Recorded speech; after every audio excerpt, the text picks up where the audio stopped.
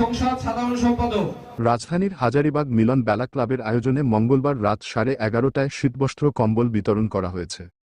সংগঠনের আঙ্গিনায় এতিম, অন্ধ ও মাদ্রাসার 100 শতাধিক শিক্ষার্থীদের হাতে শীতবস্ত্র তুলে দেন বিতরণ অনুষ্ঠানের প্রধান অতিথি বিএনপি যুগ্ম মহাসচিব হাবিব উন নবী খান সোহেল।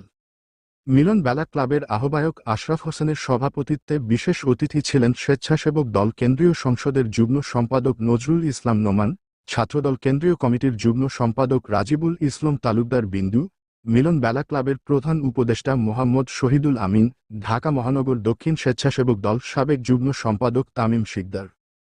ক্লাবের সদস্য সচিব শেখ মোহাম্মদ ফয়সালের সঞ্চালনায় অনুষ্ঠানের সার্বিক সহযোগিতায় ছিলেন দেওয়ান আরিফ মোল্লা, জহির হোসেন, আমির হোসেন, আলী ভোলা, ইসমাইল হোসেন সম্রাট, ফরহাদ হোসেন বাবু, মাসুদুর রহমান নাদিম সহ আরও অনেকে উপস্থিত ছিলেন।